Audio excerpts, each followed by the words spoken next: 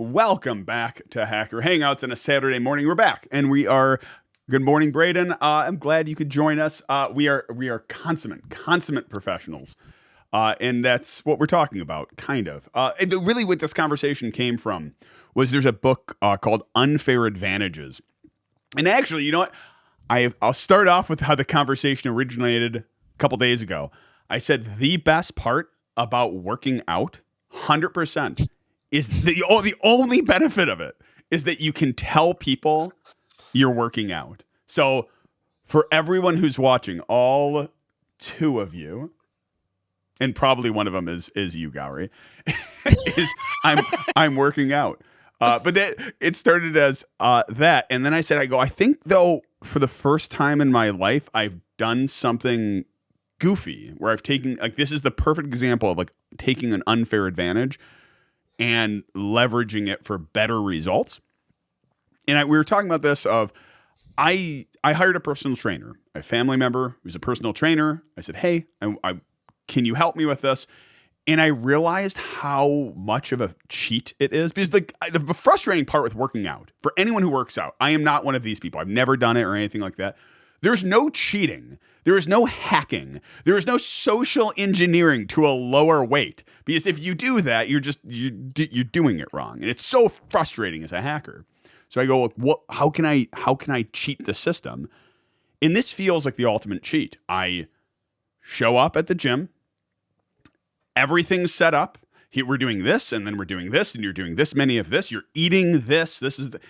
And it takes all the stress, all the research that I need to do, but it feels like a hack. And it hit me as, this is how I run my business, is I take the things that either I don't want to do, I'm not good at, there's people who are better, or it's just my time is better spent elsewhere. Like payroll. I used to do it myself, and then I realized I have to do like 8 different state payrolls because everyone's remote. In doing that on a monthly and quarterly basis, you'd burn 3 days just filling out all the tax forms. So, hence, unfair advantages, how to be a professional. I don't know. That is the topic which we have. I think, as it turns out, did Silk just learn that if you have money, life gets easier? Is that what I just learned? Like, I think that's what you could sum that up as. It's like, I learned that working out is so much more pleasurable when I don't have to think about it.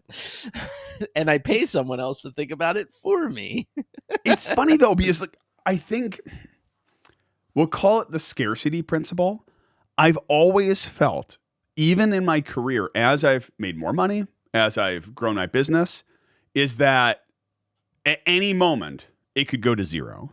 At any moment I could, and again, this isn't like, oh, I know I could get another job and all of that, but at any moment it could go completely to zero. So I'm going to save my money. I'm going to invest my money. I'm going to put it in my 401k. I'm going to save it and not spend it. This is one of the first things where it feels like a frivolous spend. Like, I mean, it's on my health. I get it. But like buying a camera, it's a one-off thing. It's a one-off. It's one and done. This is like signing up for a subscription service, but one which you don't enjoy. Maybe other people enjoy working. You're paying money for something you don't enjoy to come and it feels for me like wasting time. That's probably why I've never done a workout before. That's funny. But it's a scarcity principle. Do you get that at all? I don't, actually. I mean, I get what you're saying, obviously, but I don't. I guess I don't like to talk about my workouts, but my wife and I have been going to the gym for well over a year now, and I don't really think about it that way at all. I just think about it as like, this is something I have to do, so I go and I do it. And I'm dopamine mining, is the way I put it before. It's just like there's a form of dopamine I get from the gym that I don't get from anywhere else. And then after you get you'll figure this out. Once you get 6 weeks in and you actually have a steady schedule, your brain starts to rewire itself and you start to feel antsy when you don't go to the gym. It's like when I get consistent with playing music, if I have a regular 2 or 3 day schedule during the week where I'm playing music every week, when it doesn't happen, I get really frustrated and I don't know why until it clicks. I'm like, oh, I haven't worked out that part of my brain and I haven't gotten that dopamine hit from doing it yet. So no, it doesn't feel like wasted time, but I'm used to investing in myself in that way. Yeah, like I think for me, it's always anytime. Maybe again, whether it's scarcity or whatnot, it's always has to be for profit. It always has to be for some. It ain't Yeah, necessarily I for don't. profit. Like every hobby I've had, it tends even coffee roasting. Like I justified a massive roaster because I set up the business arrangement to sell roasted coffee with a cafe based off a small roaster, and then sold them and then bought the roaster to start roasting for them to justify the roaster. I love roasting coffee. It's enjoyable. It's a hobby, but I pay for that hobby. So let's get back to the unfair advantages. Tell me more about this book because I'm Yeah. curious. So, long story short, is the idea was whether it's business or YouTube or anything like that is so. Start with this. I have this idea of so Garrett wrote Hacker Mindset. At one point, interview him like the book's coming out.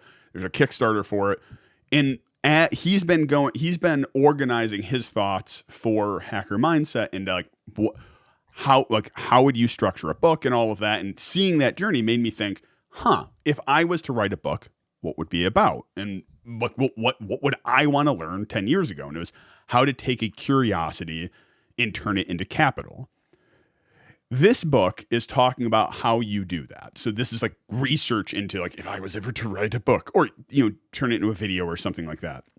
And the book talks about leveraging your unfair advantages for gain. We'll say monetary gain to make it easier. And they have this like Miles framework, which is look at your life, figure out what unfair advantages you have. Let's use, I don't know, throw out an example. YouTube. Let's just do YouTube. I want to start a YouTube channel. I can take anything in the Miles framework and I want to leverage any of those things as my unfair advantage to make my channel grow quicker. Miles is money. The M, obviously it's a acrostic. Money, intelligence and insight, location and luck, education and experience, and status. So money would be an example of I'm going to pay or heck, let's do working out. In this case, I'm going to pay someone to figure out the workouts. But that I can keep talking, but like that's the framework. Money, intelligence, insight, location, luck, education, experience, and status. Grab those things and leverage it towards your goal. So I have such a negative opinion of self-help books because to me all of that just sounds incredibly like the most obvious things I could think of. What do you need to start a business? What do you need to succeed? You need money. What do you No, it's not saying it's not saying you need money. It's saying if you have money, that can be an unfair advantage. If you don't have money, what's your other 100%. unfair advantage? 100%. And I kind of get what it's saying, but at the same time, I always kind of chuckle to myself when I hear the summary of a lot of these books like this, in this sense, where I'm like, a lot of these things are kind of second nature. You think you're like, oh yeah, of course, if I had X, it would be an unfair advantage getting into Y. We all know about Nepo babies. We all know about, do you know what a Nepo baby is? Please. I can guess what it is. Nepotism baby. Yeah. We all know about Nepo babies. We all know that who gets you into places and things like that. So we all understand that life is full of unfair advantages. I find it funny that there's a book about it, which I guess I shouldn't be that surprised by it, but yeah, no, I guess it makes sense. And how does this lead into the topic of today of consummate professionals? Consummate professionals. Well, I'd also, a lot of the information is obvious. That's true. But I'd argue no one pays for information. We're in the internet age of information. All information is free. Heck, even I'm doing personal trip. By the way, did I tell you I'm working out now? So no one pays for information. I can find everything I'm learning there. I can see online. No one pays in a book, in a course, at college. There is not a single thing new that's taught. You pay for organization and application. Yep. No one pays That's for fair. organization. They pay for organization and application. So this book takes those things and puts them in another way. Like there's Austin Kleon has 3 great books, really short books. Like one of them is called Steal Like an Artist. And the purpose of the thing is saying whatever industry you're in order to get some of the best growth is go find someone else who's better than you and copy what they do. Not and pawn it off on your own, but if you want to grow a YouTube channel, go find someone who you want to be and copy what they're doing and try and do it better and do your own spin on it. But don't try and create whole cloth because it doesn't exist. Yeah. I mean, what's really funny is that's really pervasive in the software engineering industry. You see so many people out there that are like, oh, I can't use that tool. It's not perfect for what I need. So I'm just going to make my own. And it's like, wow, you just sacrificed an incredible amount of forward momentum because you can't get over the fact that you didn't make it. I just find that funny because that's Gator's gonna love me. That's why I love open source, and why I am moving towards an all open source life. Yeah. Braden, a bigger personal. Ryan, just put this. I can put this on the screen. We have the power. The bigger personal observation is to recognize what you are not good at. Most people don't identify those weaknesses. Yeah, I would agree. You don't know what you don't know. Like the purpose of the Miles framework was saying take an accounting of what unfair advantages you have at the beginning of a project and then focus on those unfair advantages. If you don't have money, you can overcome it with effort. If you do have money, but you don't have the prioritization to prioritize this project, you use money. If you are in a good location, you using even like, again, I always go back to YouTube saying like Casey Neistat probably would be a great YouTuber, but if he was like in the backwater of Alabama, probably wouldn't have worked out as well because his story is anytime he goes out in New York, there's zillions of stories that hit him in the face. So that was location. That was location. So that's fair. How does this make us consummate professionals? I don't know. Like I think that was the original topic was, how to be a professional. And I think it started coming down like is making as you transition, whether from to a leadership role or deeper in your technical, I think you have an accounting of how do I get other people to either to train them on the stuff I don't want to do or that they need to learn or that and you go, how do I move down training or to recognize that there are things that sure I might be able to accomplish on my own, but wouldn't I rather take an unfair advantage and pay someone to do that thing because that's going to propel me farther than doing it myself? It kind of goes into the same like how to put this. It goes into the same thought process of once you get to a certain level in your as a software engineer, once you get to a certain level in your career, you end up with people under you on one way or another, right? And you'll be watching them start to struggle with problems that you know how to do.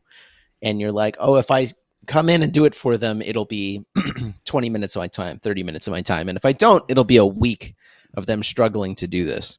Mm-hmm. And so you can take that moment to go, oh, I'm going to take this half an hour and go do it and get them unblocked and blah, blah, blah. Or you can just let them struggle and realize that like I could do a lot in that half an hour elsewhere that's going to propel us forward in different ways, and maybe just tell them, hey, look out for this and hey, look out for that, and maybe increase their velocity from a week to maybe 2 days or 3 days or whatever. But it still feels unfair that you're letting a person struggle and go through that evolution, if you will, when you kind of know you can solve it in a very short amount of time. And knowing when to leverage that unfair advantage to either let someone else do the work, knowing that they're going to learn from that process. Like there's a lot of times where this comes up and I go, yeah, if I do that, it'll take me 3 days. If we let this person do that, it'll take them 2 weeks. But we have that 2 weeks, and I'd rather let them struggle at that and learn, because at the end of that 2 weeks, you're going to have a better engineer. So you actually invest in a person that way in a lot of ways. And I think that's a very good way to grow it is a very good way to make yourself indisposable by always inserting yourself into the process of those things, but you will find yourself going mad because everyone will always come to you to solve those problems knowing that you have the 20-minute fix, right? I don't know if I just went on a rambling side. No, I'm gonna make it one step worse. Put yourself in my shoes, which is you're the owner of the company. You are looking at an employee who's going to spend a week on something which would take you a half an hour to do. And are you willing to spend effectively a week of their salary, which you're paying them for, to learn this thing? Or is it better for you to do the half an hour, just do the half an hour? And there has been times for me, I make the decision. It's 15 minutes every Monday. We'll do it together, and maybe eventually they'll figure it out. But other times, like there's value with the week. But how do you make that decision? It's going to cost you $3,000 in a salary. So unfair advantage. Natural talent is obviously got to be on that list in somewhere. I imagine. I don't know. Intelligence and insight, and then education and expertise. Natural talent, whatever you want to call. I was just having a conversation with a friend of mine, and maybe this crosses in the hacker space pretty solidly. There is a sense in cybersecurity, computer science, whatever, that analysis and being a good analyst can't really be taught. I'm not sure how much I agree with that. I think it can be. But I think most people, after they've seen enough of, talented individuals, they know that there's just something about some people that make them better data analysts or better software engineers or better pen testers or better. And we can never quite put our finger on it. However, the weird part it is we can't really put our finger on it. But when we see someone in that position executing, we innately know that they kind of have this unfair advantage compared to their cohort. So like we can identify it when we see it, but we can't explain what it is. So as an individual who's trying to find what your unfair advantage is, what you're good at, it can also be similarly difficult. Like I kind of knew in high school that computers were easy, and that's kind of why I ran away from them, because I found them boring. And I didn't realize I had a quote unquote unfair advantage in the aptitude sense really until my mid-20s, and then I started to exploit it.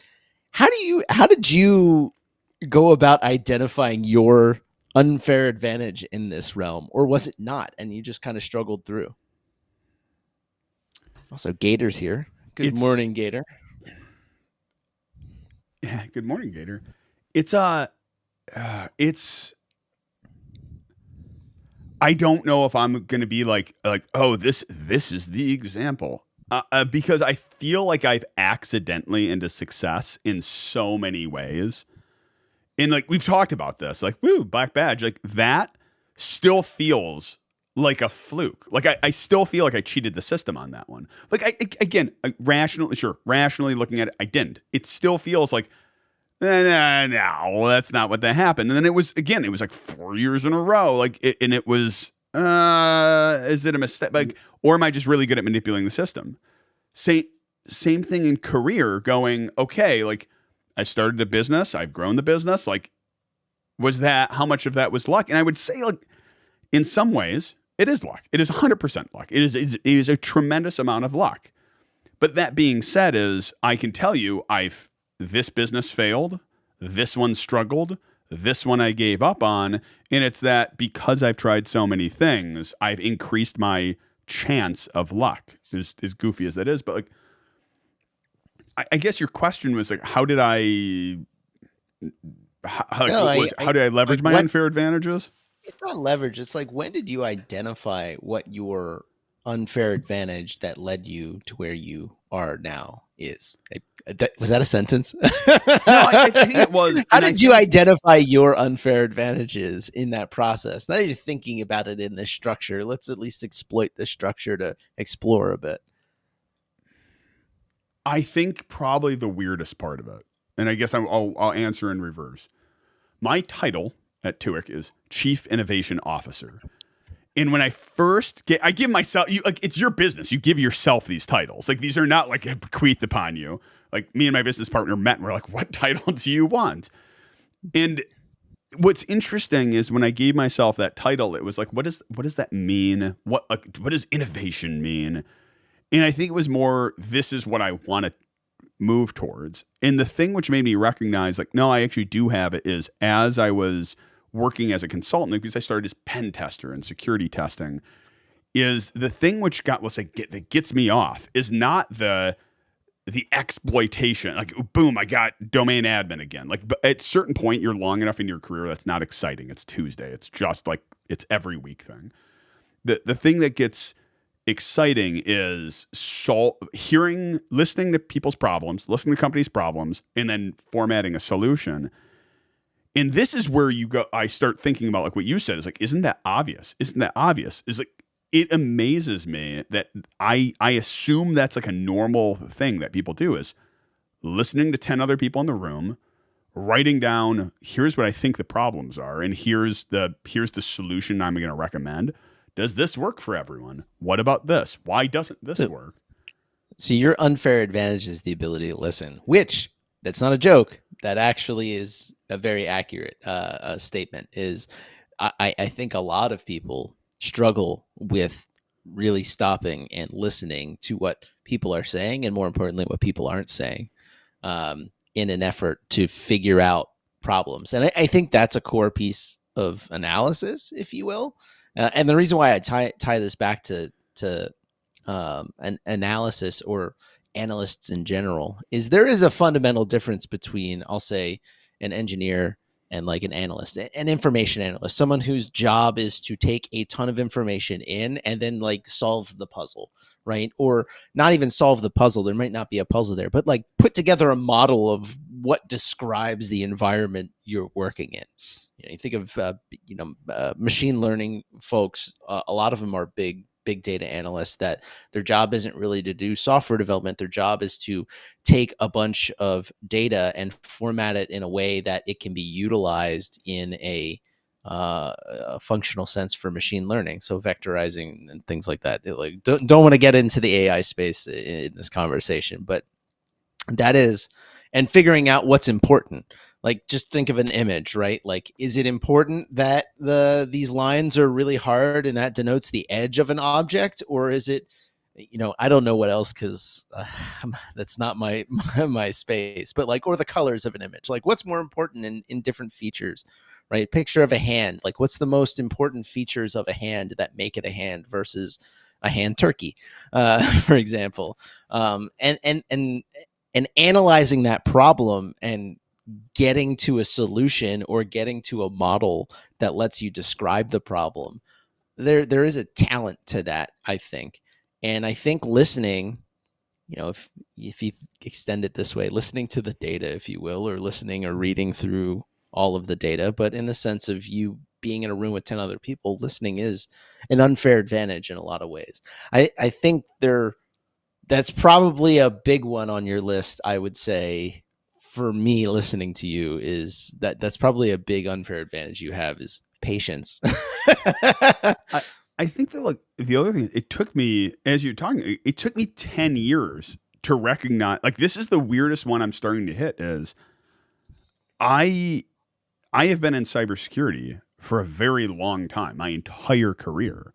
And I'm finding it's been, since I started my career, going, I like cybersecurity. I love cybersecurity. But I could see at one point in my career taking that innovation within security is very narrow. And then I had recently, like a couple months ago, I had a client call me on their product and say, hey, like, how, like, do you have any thoughts on this thing? And it wasn't security related. And we went off. We riffed for about like 2 hours on, have you thought about doing this? Have you thought about doing this? Wouldn't this solve that problem? And I realized myself going like, that was a lot of fun. And then it was a little later, I had another client saying, hey, I'm thinking about doing this other startup. Like, what's your thoughts on it? Like, we're thinking about integrating with this and connecting to this. I'm like, oh, that would be really fun. Have you thought about this? Have you thought about this? I'm like, all of a sudden, I'm like, I don't know if I want to do cybersecurity forever. Like there's other things out there, and that is very recently going. That is, I don't know how I feel about that thought. That is fascinating. Fascinating. No, I am I went through that evolution a few years back. Like I've functionally exited cybersecurity at this point. In fact, anytime somebody comes up to me with like, "Hey, we have this security problem," I'm like, "Nah, I'm not the guy for you because my job was to break things, not fix them. I'm fundamentally like I want to build new stuff or break it. Somewhere in the in between. Well, I wouldn't say that. Like delving into Linux kernel work has been really fun because you dig in, you think, oh, this is masterful code that the masters of the coding universe have developed. And then there's a quote that says, if you look at any line of code in the kernel long enough, you'll find 10 bugs. And I think that's probably true of most software. So it's just like it's just imposter syndrome all the way down is what it is. But Yeah, speaking of, no, that go ahead. oh no, I was gonna say is, aren't your kernel update, like your Linux kernel updates, going in upstream? Oh yeah. Well, I mean, I got a feature upstream, so like I other people are like, oh, that's huge. You got an ABI extension. No, that's very rare. Blah blah. And I'm just kind of like, like I'm done with Yeah. that. Moving on. Next project. Mhm. It's a cool little extension. It's fun. It is part of the memory management subsystem. So it took me like a year. I think I started the idea a year ago, and then I found out no, this is the best part, right? Like I borrowed the idea from a variety of places, and I had been saying for a while like, oh, we should really go in this direction. We should really go in this direction. And then I saw two or three people had a similar idea, and I kind of cobbled all of their ideas together into what eventually is now the thing that is shipping upstream in 6.9. Nice. And so then I found out like It just hit me. Go on. in like 2 months later after this thing got accepted, so like maybe in March or February timeframe after the initial indication that it was going to go upstream, I realized that there was a branch or a fork of Linux that somebody had made like 3 years ago that implemented almost the exact same thing. I didn't look at how they went about implementing it, but it's the same feature implemented in a different way. And they had been trying to get it upstream for a long time. and I just came barreling in and I was just like, bah! And I flung a bunch of new code and I started sending the RFCs and shipping the patches upstream. And then all of a sudden, like I get it in. I feel a little bad because I feel like I just swept their work and pushed it up without without doing the background research a little bit. But at the same time, like the idea was so clear and obvious, like, oh, this is a clear, solid improvement. And I think anyone who looks at this is going to go, that makes sense. Let's just get it right. Mhm. And just move it forward. So like my approach to this thing was just like, this is not a question as to whether or not it will be accepted. It's an inevitability. It just needs to be the right quality. It needs to be the right implementation. And I went through like 6 or 7 different implementations. But to find someone's fork of Linux that has the exact same feature with, like 2 months after I solidified my code, not knowing it existed the whole time, was just kind of like, I felt a little bad. And I remember I found a paper from like I think 2020 that somebody had produced from some from some university, and it got accepted to some conference talking about the same thing. And they did the same thing. They had a fork of Linux where they did the exact same thing, and they showed the benefit of this feature. And I realized, like, I had this moment. One of my best mentors said a long time ago, never underestimate the value of just getting shit done. Mhm. Like, it doesn't have to be perfect. It just has to work, and it needs to get shit done. And I had this moment of like, I don't know how useful academic papers are. They are useful. I read a lot of them, but in the process of getting shit done, I think there are so many engineers out there on a day-to-day basis that are just churning through the hard work of getting it done and not promoting themselves, that I this is not a complete thought. I'm working through it as I go. I'm having this realization now that I have spent a lot of my last 10 years reading academic papers and not enough executing. Is really what I'm trying to say. And writing. And I always thought like, I should really write more papers. I should write more papers. And now I'm like, I don't really care. Like, I just want the new feature. Like getting this first feature into Linux feels so, it's energizing. It makes me want to do more. Yeah, the two things I was just writing down is I would say getting the ball moving from inertia is one. I've learned a lot from my business partner. One of them is the value of getting the ball moving from inertia, whatever it is. Like, example, we do statements of work. A lot of our statements of work are very similar. We have kind of like one-off projects or hourly work. Like we have other stuff too, but ultimately you have either programs, which are like we just need brains to be working with a client. Other ones is like you have a pen test, you have a vulnerability, you have an application assessment, whatever it is, you have code review. Those are one-off.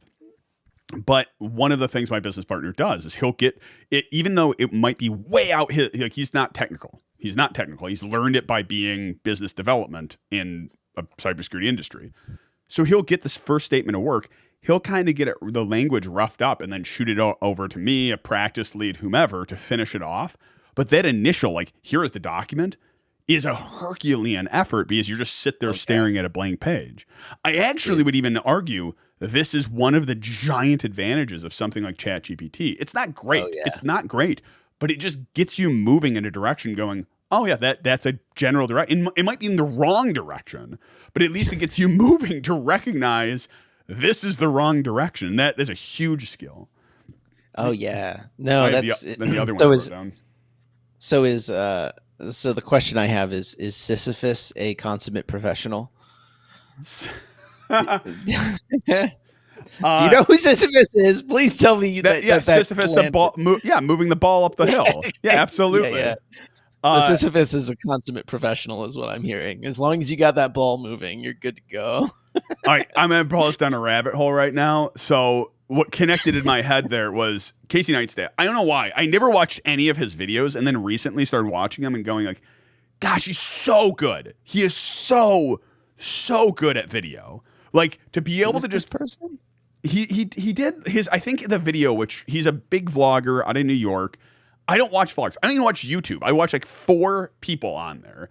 And one of them is him. And it's legitimately, he is a film person. Like I don't even know how to describe it. Pick up a camera, take like the most interesting shots of everything. But he did one on Sisyphus where he talked about he wanted to run a marathon under 6 miles. So there's that. Like I'm going to try and shorten the story to my point. He did a Sisyphus, which was like he kept trying to do a marathon under I think 6.5 minutes a mile or something like that. And it's been like 30 years he's been chasing this, and he finally got it this past year. The connection there is, again, it's become the meme inside our company where we'll start, like someone else will mention it and go, did you know Alex started working out? I've done like 5 workouts at this point. Did you know Alex started working out? It's hilarious to me. I find it hilarious because everyone knows I don't like. The 2 things that changed was my diet has massively changed from keto, 1 meal a day, and working out. And everyone knows at work I only do 1 meal a day. I just do dinner. And now I'm eating like legit like 6 eggs and oatmeal and all this crap. And it's utterly ridiculous. I just don't understand 1 meal a day. I love eating. I love eating so much. How could you only limit yourself to eating 1 meal a day? I don't know how anyone gets any torture. I don't know how anyone gets any work done. I like legitimately I have to break for lunch. And it's just like legitimately eat breakfast in the morning. That's the piece. Like I can just work. I don't have to be interrupted with this. Either way. Point being, I'm still going down my rabbit hole here. I haven't even got to the point yet. You're the person they make Huel for. You're like, eating is too hard. I just need to drink all of my calories. So the truth. All right, I'll talk. Oh goodness, we're going down so many rabbit holes. I'm out of coffee. The weirdest thing about this, because I'm eating in the morning, I'm drinking less coffee. I was drinking like 4 or 5 cups a day. Like, and now eating, I can't drink enough coffee. That is the biggest problem here. But all right, so. Everyone, it's kind of like people at work know I just do one meal a day. Like I'm there, like don't take a lunch or whatever. So I'll end up calling because usually during lunch is when people like aren't bothering me. So I'll call people. Like I will either do work or I'll reach out and then they're eating lunch. I'm like, oh, like I call people. So all of a sudden it was mentioned like, oh yeah, did you know Alex is working out? And John, one of the coworkers one of my employees he goes, well, I'm doing a little run, little adorable run this weekend. Like, oh, like what are you doing for your little cute run? He's like, yeah, I'm just doing like 50 miles. Go, and then just 50 miles. He's doing a 50-mile as we speak from 8 a.m. to 8 p.m. He's doing a 50-mile run. So immediately I go, oh, that's adorable. But how much weight are you lifting? You're an ass. Oh God. Oh, but yeah, 50 miles. Unbelievable. A 50-mile run? So 2 marathons? Jeez. Yeah, I called an ultra. And it's just immediately I'm thinking of like Forrest Gump, who's just like, I'm not a smart man, Jenny. But just like running from ocean to ocean to ocean. Like, oh my gosh. But yeah, 50 miles. So going down, I think that was the rabbit hole I got to. My rabbit hole is strictly having, I don't know. Let me try and tie this back here. Consummate professional, running for passion. I can't do it. I'm not sure where I was going with that story. The story is I work out and I want everyone to know that. This is the only value I get from it. You heard it here first. At DEF CON, make sure you approach Silk and check out how swole he is. Yeah, watch me give it up by them. Ask to see his abs. Ask to see his abs. It's your fault. You did your little glamour. You did your glamour shoot, and all of a sudden you're like, "Yeah, I'm working out. I'm getting my gains." And I'm like, we're not pulling a Laurel and Hardy at DEF CON, where I'm gonna be like the big dude, and you're gonna be like the buff guy. We are on camera next to each other. I cannot be another like bald fat guy at DEF CON. I'm sorry, that's terrible. I just this is the one. But I'm standing next to you. I don't have hair, so I have to have something. I have to have a beard. You're growing a beard. You have hair. It's just all down here. Yeah, see, that's the counter there. Speaking of DEF CON, have you so I have like 2 topics we can swap to. I want to talk about 2. All right, I'm going to throw out 2 topics. I don't know which one's more interesting, or 3 of them. Talk about DEF CON Las Vegas Convention Center. I think we've already covered that one. I think the other one is who said pretty much AI is dead, and I'm almost like getting to that point because after trying to get a thumbnail together, you guys can see what the thumbnail is. That was not AI generated because AI's images are just what happened to them. They're horrible. Oh, ChatGPT got neutered. Its AI image generation is getting. So it's 2 things. They extended it so that you can edit small pieces of it now. I don't know if you saw that, but in ChatGPT, you can now highlight a piece of a picture and say, update it to like change these eyes to blue eyes or whatever. So they added that feature, but they have been slowly enabling artists to opt their work out of training. And I think they're getting sued out the fucking wazoo. And so they are backing out a lot of the works that they used to train the models and using public domain stuff. And so it's slowly becoming obviously worse and worse. And I was just having this conversation with my guitarist last night. I think this is a good thing. I think this is a good thing for one very specific reason. All of those artists that had their work swept up to train this, to make it so good, were not compensated for their work. And if we are now moving in the direction that artists will be able to opt in to having their work used for training and be compensated each time it is used, that is the direction we should go, because that's like it actually shows you where the real value in the process is, right? The real value is real human works that are then used to train the machine that will end up displacing those people. So I think that this is a very natural evolution in the process. OpenAI went way over the line, and now they're backing it out. And everyone goes, oh, it's worse, blah, blah, blah. And I go, this is the natural evolution of things. So, like, I'm not surprised by this. but yeah, now the image, like I tried to get on, and we've been AI generating our thumbnails for like quite some time. And I went on last night. I was like, nah, I can't be that bad. I went on and I did my little prompt hacking, and I was like, oh no, this is actually pretty bad. Like Yeah. these are so generic and awful and not creative whatsoever. They may have also just turned the hotness down. Who knows? I mean, yeah, Um, they could have done that. The other option too is after spending an hour playing with it, I started realizing it just the prompt changed. I could put the exact prompt I put in to make our last thumbnail. I put that in again, and it was complete crap. And then I did like, what was it, like stylized comic book something, like a comic book art style. And all of a sudden, it started getting a little closer, but they're not you know that like mid journey feeling. I don't even know how to describe it. You had that mid journey feeling, like when you were doing the cyber pirate ones. Like those are really good. You can't get that type of image anymore, and I'm not sure what I changed. Like the whole I'd have to mid go back journey and type thing. yeah, I'd have to. I know they changed. I think they changed their model. I saw an article and I didn't click on it. Now I can't find it again. As to there's an explicit reason why this is happening with OpenAI in particular right now. And I wish I had clicked on it so I could figure it out. But yeah, so I mean, like, yeah, the models are, and so the original proposal here is AI is so over. Linus Torvalds just came out recently and basically said he thinks the whole AI craze is adorable, and I forget if he said it or if it was somebody else. But it was in the context of the same article I was reading. So somebody at this Linux conference with him said, it amounts to just a really smart version of spell check. And I was like, I don't know if that's 100% accurate, but the longer I thought about it, I was like, yeah, it's like spell check, but with like logic or like documentation, right? Where you're like, let me go debug my brain real quick because I clearly have a misunderstanding of this problem. Let me just ask ChatGPT some clarifying questions. Like, oh, okay, that I was misunderstanding this.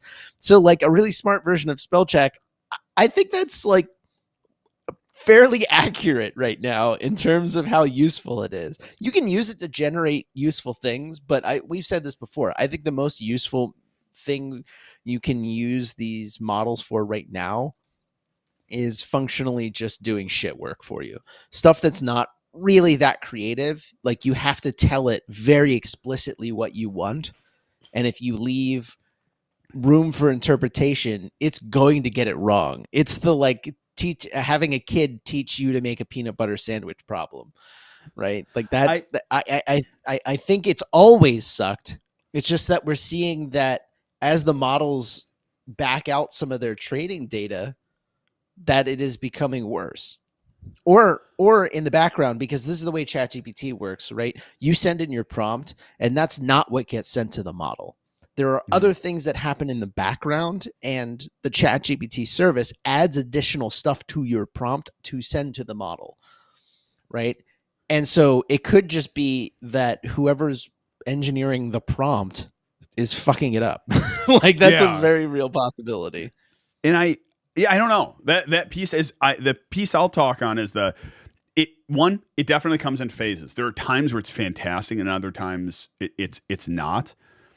I'm hesitant to say like it's the next. I don't think it's gonna be the next blockchain. Like blockchain technology, it's gonna solve everything. It's gonna be the most amazing thing ever. But it was like it was something that like already existed.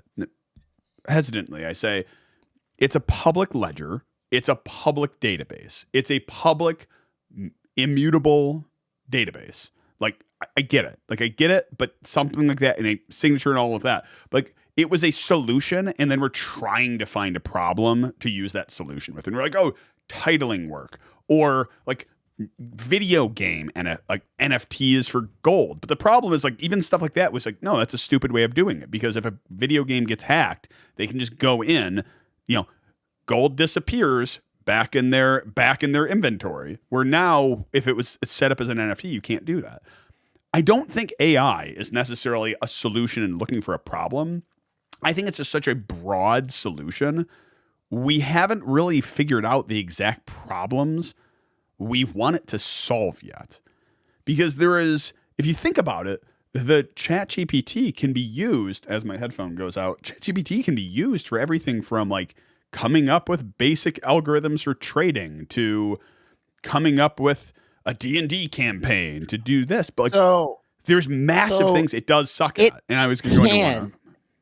it can be used to do that. The question is how reliable are these things? And that ultimately dictates how useful it is. And the answer is it's not. Mm-hmm. So you're like, you could do all of that. And if you're one of the lucky ones, it'll work great. But probably 15 to 20% of the time, it's going to fucking crash and burn and you lose all your money. Like, the so piece who's actually going to deploy it? Like that bridging that 15 to 20% gap is a treacherous mountain. Getting 80% of the way there, just to be clear, it's been a treacherous mountain so far. It's not like this thing popped up overnight. It's been 10, 15, 20 years of research to get it to where it is now.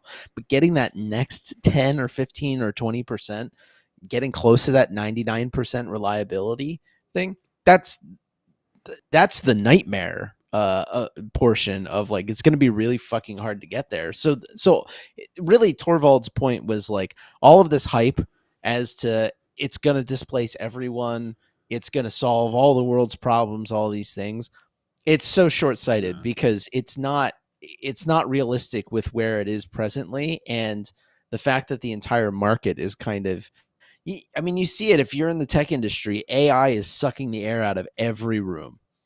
And it's kind of adorable because I've definitely gotten to the point where I'm like, I'm tired of hearing about it. Mm-hmm. Yeah, I'll make you a better I'll make you a better cluster, and I'll optimize that cluster for you. But I don't want to do this just for the sake of AI. I want to do it for the sake of lining my pockets. No, like Braden says, like Copilot is my coding secretary. Like the thing I signed up for Copilot, and one of the things I've noticed where I'm like, it auto completes your code. It does it really nice and uses like your existing code base to help you do it. But know what that immediately does? I started noticing it yesterday or a couple days ago going, I have a lot of code reuse that's starting to happen. And I should be pulling all those pieces of code and putting them into their own function and calling that common function. But Copilot doesn't tell me to do that. It just gives me the same function over and over and over again in multiple pieces of my code. So it does that like surface level, junior level thing of going, oh, here's the piece of code you need, not how it's implemented. So that one's been very interesting. That's the philosophical side of software development is, when do you stop and reformat your code to be smarter code, if you will? Like when do you do the copy and paste? When do you take the boilerplate? Because there are times where just using the boilerplate's fine. Like if you're going to reuse code 2 or 3 times, there's no point to pulling it out into a function. Once you start using it regularly, then you do the refactor. But if you let it go on so long, then the refactor becomes a fucking nightmare, right?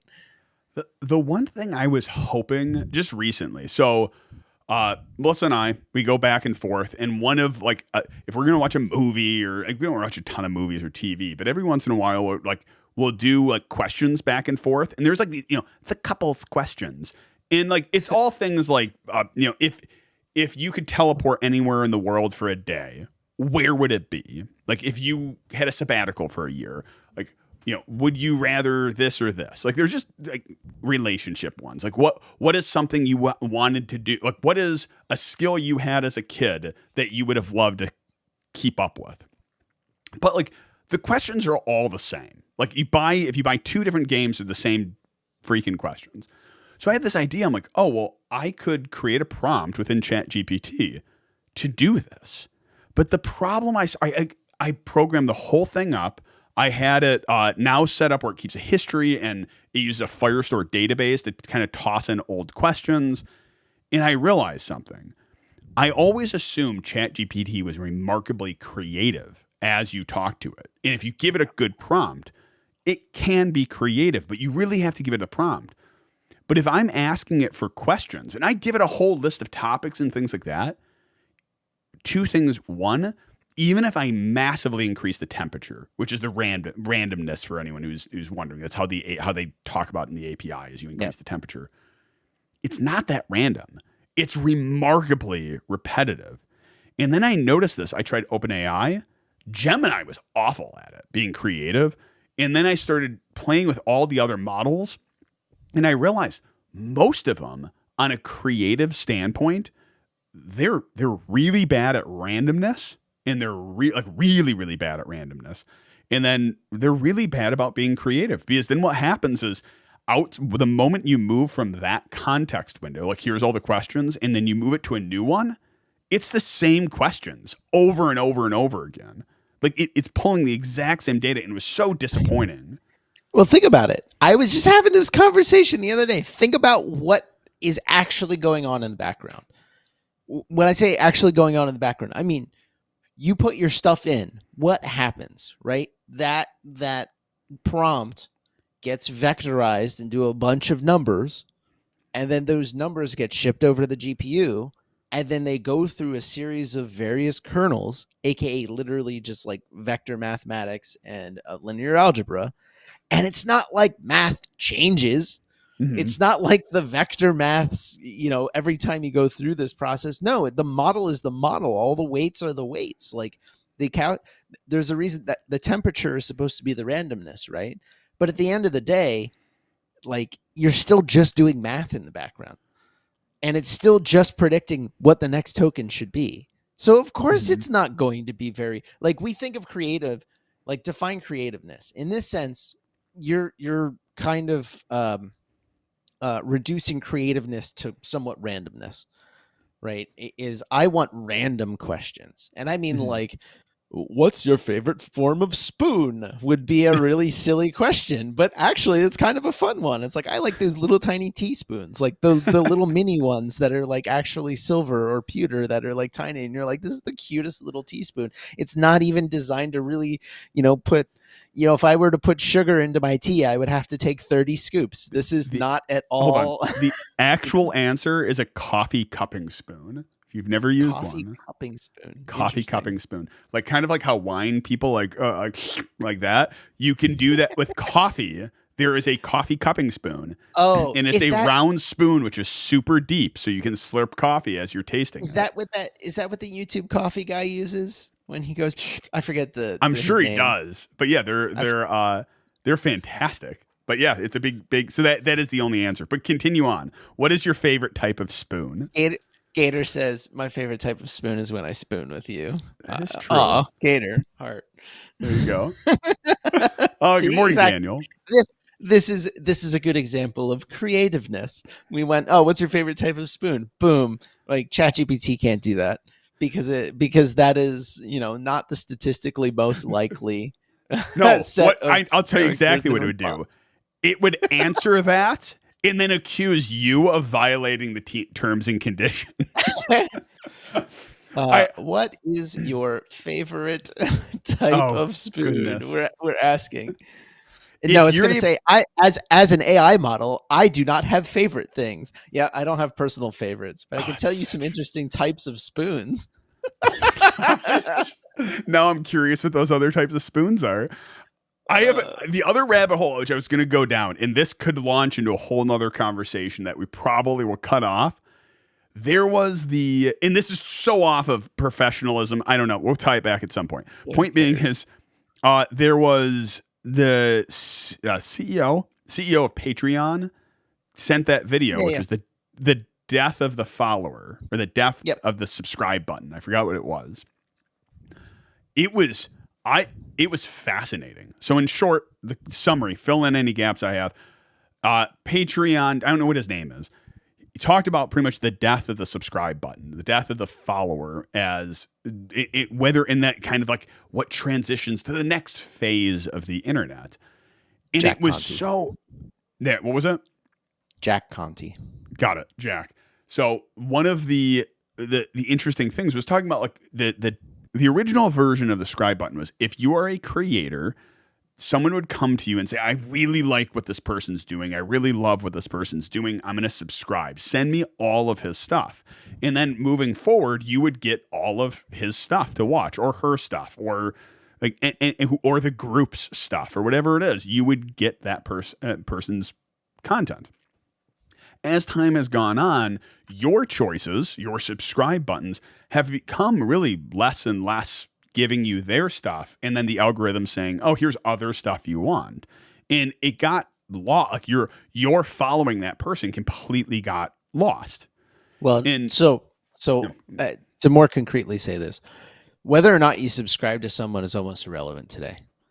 Right. So his statement is essentially that all of these social media companies, including YouTube, Twitter, whatever, they have an algorithm designed to maximize engagement, which does not mean giving you your subscription videos as part of the algorithm. It means pushing you the videos that you're most likely to click on. If you happen to always click on your subscriber, or the ones you're subscribed to, then you will always get those.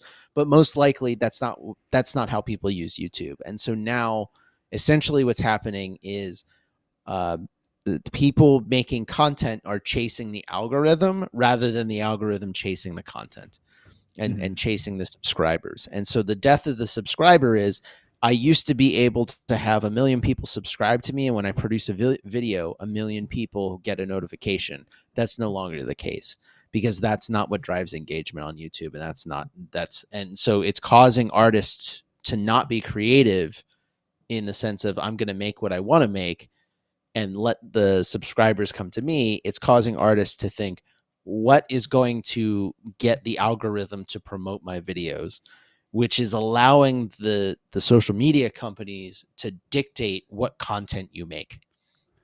So the branch off on this question, which again, probably have to do it in another stream, is you can see this happen, and you across YouTube, music, everything. What's interesting to me is, look at the creators within the technical hacking space, and it is interesting seeing the clear line of separation from those who are following the algorithm and those who are doing the technical side, like following their passion, and people are following along with them versus chasing the algorithm. And I think what's interesting is, I think they're both valid, we'll say, business models of following the algorithm. But between the two, like, if you could choose one, I can't help but think, my gosh, there's so much, let's say, power, but there's so much better of a community on the one side of just, I'm going to do my own thing and have other people follow along with me who connect. I think the point being, there is a community on that side. On the other side, you're chasing an algorithm, and the way people engage with stuff tends to be very ephemeral, right? And like how this translates into the cybersecurity realm. Like we saw this with blockchain already. It's kind of the same thing. Everyone, blockchain, millions and tens of millions, billions of dollars were invested into it, and then it all fucking dries up overnight because it was always a flash in the pan. I would say VR, but like VR is actually finding its home and it's finding its community. And I think that is a good example of that one's going to have to exist and thrive within a community because of the way you interact with it. AI, I think we are purely in the follow the algorithm phase of this, and it hasn't consolidated yet, for sure. Mm-hmm. All right. Well, I pulled this down multiple rabbit holes. What was the other question? It was death of the follower. It was the AI one. It was then the other thing I had written down was self-promotion. This is like harkening way back to something you said, is that did you guys know that Silk is working out? Son of a, come on. Was that, I think that in our space in cybersecurity, I love it, is self-promotion. I think most people in our industry are awful at self-promotion. And when you do self-promotion, like outside, there's a few individuals I think in the cybersecurity space who we all kind of have those people in our mind who are like, they're doing self-promotion and it's gross. But the ones who I'll say like are actually doing the technical work, who start going, I have to do self-promotion. I see it with again, like Garrett, Hacker Mindset. He loves his book. He's passionate about what he wrote. He believes in it. And one of the things you have to do as an author is you have to write that inside panel of who you are, what you've accomplished.